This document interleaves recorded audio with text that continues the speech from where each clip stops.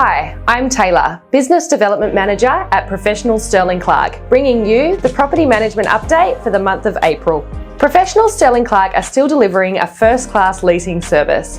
Our vacancy rate remains well below the Perth average, and medium rental prices are still on a steady rise. Consumer Protection have released a bulletin reminding us of the dangers of toppling furniture.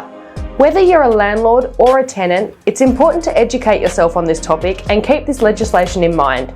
If you'd like more information on the anchoring of furniture to your walls, please contact your property manager to discuss.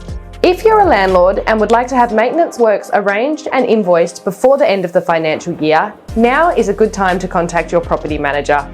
Our team is still experiencing delays with our trade industries, and we cannot guarantee the works will be completed in time if left until the last minute. Here at Professionals, leasing and looking after your home is our focus, so if we can be of any assistance with your real estate needs this season, please get in touch today.